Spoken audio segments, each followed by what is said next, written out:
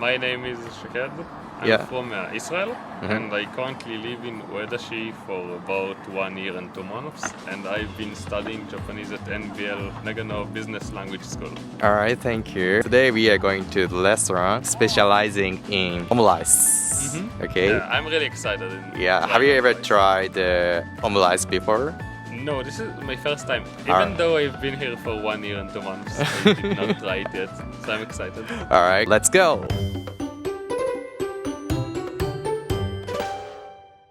今回訪れたのは隠れキッチンさん。素敵な前菜盛り合わせとソースの選べるオムライスが人気のお店。詳しい情報はインスタをチェック。 So what brings you to Japan? Okay, so I came here to Japan for 2 years to experience living abroad, and I did have specifically interest in Japan. As a kid, my mother's niece, she married a Japanese man, so my parents got some interest, like, oh, what's about the culture of Japan? They didn't know anything.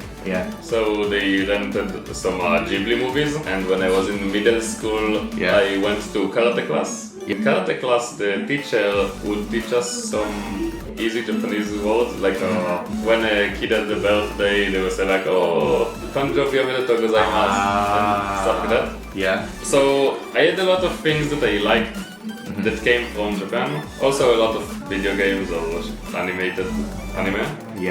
So I did have a lot of interest in Japan growing up. What did you watch the Ghibli? Ghibli. As a kid, my favorite movie was Howl's Moving Castle. But I've seen a lot of them. I do know the English names of the movies. I don't remember the Japanese names. But do you know Spirited Away? It's a very famous one. Which one? It has a really hard name in Japanese. With she has like a red uniform. Sento Chihiro no Kamikakushi. My family, they rented a lot of Ghibli movies like that. Also, what is your favorite anime? I mean, as a kid, when I started getting interested, I really liked Naruto. When I was 10 years old. Like Rasengan. But growing up, I watched a lot of things. I guess somewhat recently, I watched Dororo. I really enjoyed it. It's originally an anime from the 60s, but they made a remake a few years ago, like 3 years ago, I think. And it's really good. I recommend it. Okay, I'll watch it. So, what language are spoken in Israel? Okay, so in Israel, the native language is Hebrew. So in Japanese, it's Hebraigo. Hebraigo, it is very different from English, and it is very different from Japanese. I would say it's around the same distance from both languages. It is interesting, it has a lot of throatal sounds. So we do have a lot of het and o sounds, wine and het. And also soft het. We don't use it as much, it's more for Arabic, the het. We use more het, like strong.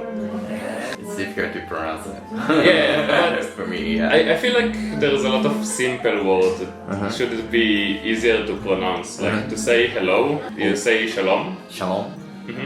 So you don't need the And I can't pronounce to it. say what's up, it's manishma. Manishma. Manishma. Manishma. That's I feel like it would be a hard language to study, but if you have interest in it, it's possible. How many languages do you speak? Currently 3.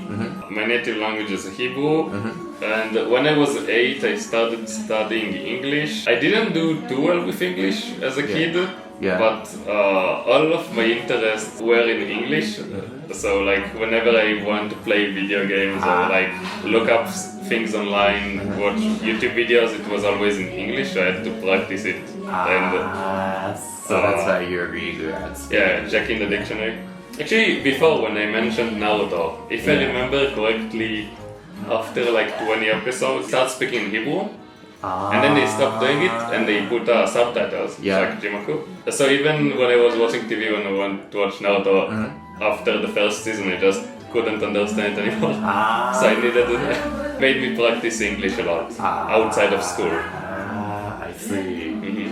So it's good for studying. It's really good for studying if after school you spend a lot of time reading and listening to the language. Even if I didn't remember the rules for the grammar, I just listened and listened and got used to how the language sounds.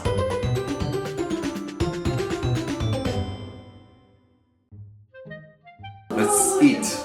Yeah, I'm really interested about the melon with meat. It's kind of slippery. Yeah, it's quite difficult. Can you do that? Yeah, Oh, yeah. almost. Whatever. I will use it. The melon is slippery. Yeah. Okay. How's it?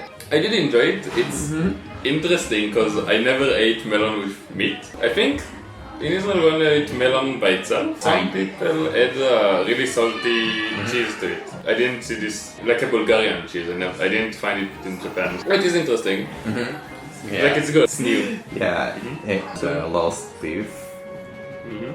I'm not sure which sauce, but oh, it's like vinegar. It's tiny bit vinegar. This is not new to me. I did eat this in Japan, especially in kappa sushi. You have it on rice. Yeah. It is in bento. Right, yeah, in bento. It appears a lot. So it is pretty nice. Have you ever tried to eat the spring roll? I did eat spring rolls in Israel when we have Asian food, like it's usually either Chinese, Japanese, Indian or Thai food. Usually they're only vegetables. In Israel, it's almost always just vegetables. It's not too much meat. I see. This seems like vegetables as well. Yeah. It does look a bit different though than in Israel. Oh. Nice crispy sounds. Yeah, that's actually a lot different than I'm used to. It's not gonna make too much sense, but it reminds me of an Israeli dish called malawach. Malawa. Malawach, yeah. I'm not sure if it's originally Israeli, but it's definitely a Middle Eastern dish. I think they put cheese in it. I see. So it really reminds me of the malawach dish, yeah. The cheese that's a bit nostalgic. I didn't have it since coming here. Rice is half of the okonomiyaki taste, and then the other is demi-glace taste. Yeah. So this is why there's nori. It's with the mayonnaise and the Yeah. okonomiyaki sauce. So I'm mostly interested about the demi-glaze, but both seems really interesting. I do live here in Japan for about a year and 2 months, and I didn't try omu rice yet, which is, I guess it's a bit weird.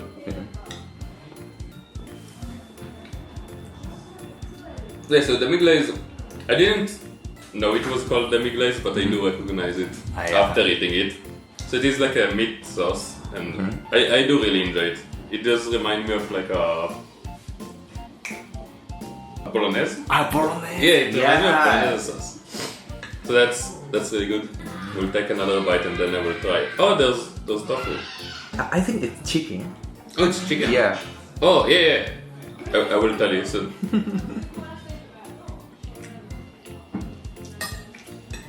So it's like oyakodon. It has chicken and egg. Yeah. Okay, I'm gonna try the okonomiyaki side. Yeah. Oh. How's it? It does taste exactly like okonomiyaki. It's like a Osaka okonomiyaki. I had both the Osaka and the one in Hiroshima. Yeah. And in Hiroshima it's more smoky flavor. And this reminds me like the one I had in Osaka. I see. It's good. It is really enjoyable. How was the first time to eat the omelets? It is really good because I did watch on YouTube videos of people make it and it looks complicated. I never made it myself and I never went to like a restaurant with omu soup. So I was excited to try it. I did. Yeah. I saw in Ario that they have a restaurant with omu soup with a lot of different types, a lot of different flavors. So you have like a pork curry rice or again with ketchup or something like you have. But I kept forgetting to check it. Yeah. Yeah, I was trying something else instead because for me there's so much Japanese food that's interesting. I want to try. I'm happy that the home rice turn has arrived because it's really good. What can you tell us about Israel's food? Because I don't know anything about Israel's food. Okay, so When Israel, around the time that Israel got independence, Israelites, Jewish people, made Aliyah, came to Israel from a lot of different countries. Which mean we have a lot of different cultures, a lot of different food cultures. So you can actually find so many types of food. In my family, we are really mixed. So I have a grandfather from Poland, I have a grandfather from Belarus, a grandmother from Turkey, and a grandmother from Iraq.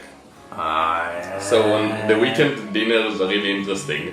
It's really hard for me to describe because they're just like different countries. What is your favorite? From the Turkish side, they have in Hebrew we call it memulaim. Memulaim. I don't know how to call it in Turkish because I think it's a Turkish dish. But they took zucchini or eggplant and you make them hollow. You take out the inside, you stuff it with meat and rice, and then you stew it together with what was the inside. You make like a weird stew. I was really excited for it. I'm waiting for Friday, so we have a big dinner, so I can eat memulaim. But we also have a lot of like more street food in Israel would be closer to just Middle Eastern food. So like from Egypt, they have a dish called falafel. So it's really common in Israel. It's made from fried chickpeas. You put it in pita bread with hummus, which is sauces that are common in the Middle East. Kebab doner, but we use the Arabic name, so shawarma. Shawarma. Yeah, it's similar to kebab doner, but I guess again you use the different sauces, so you use like a hummus. Other foods that are really common to eat in Israel. Could you tell me about famous tourist attractions in Israel? Both in the city of Akko and the city of Haifa. There are temples for the Baha'i religion. A lot of people like to watch them because it's extremely beautiful, because around the temples they make like really organized gardens. Like the vegetation is really clean, it's really interesting, really well organized. Maybe I can show you pictures. Maybe you can show them the images. It's actually really long. Like this is just one part, because you go stairs. Really? Just one part? Yeah, there's like I mean it's not huge, but it's like a few of them. There's also a lot of historical places. So if you go to the south of Israel, there's a mountain called Metzada, and it has some biblical history behind it. So you can go up the mountain and see like the remains of the, what do you call this? I forgot another word. But it's not a castle, but like around where the castle you have the walls to protect it. So basically in biblical time there was a really big siege over that area. So you can go there and see it. It's really interesting. Does it? Yeah. It is the Omu rice gratin. Oh, that looks... Yeah, really it looks hot. Be careful to eat it. Okay, I think it's fine. Really? Hopefully. It is a bit too hot. But it's really tasty. So this is the experience if you want the Omu rice, but with a lot of cheese. I think this is really good for people who like cheese, What is your favorite part of Nagano? I mean, I chose to study and be in the Nagano business language school specifically because I like Inaka. I'm more interested in the countryside than like the big cities. When I looked up the different schools, I was like, that's in Uedashi, I don't know anything about Uedashi. Oh, it's close to Matsumoto, I've been there with my family, I really like the area. And then, I mean, I'm really happy it's not Matsumoto because it's less touristy. So I feel it feels more authentic. Matsumoto is very authentic, it's a real city, but there's a lot of tourists there. I like that I can go, it's really nearby, so I can just go there by train. And then see all the touristy spots, and then return to the less touristy area that's a bit more quiet. I really like the keshki, like the scenery of the countryside. Like even in Uedashi, especially in Uedashi, you walk away from the school for like If you take a 30 minutes walk, you can reach a place that really feels like real countryside. Like you don't see tall buildings at all. Everything is just first floor building. And if you walk even further, I really enjoy walking everywhere in Eda. You can see a lot of rice fields. Yeah, that was really good. 美味しかった。ごちそうさまでした。ごちそうさまでした。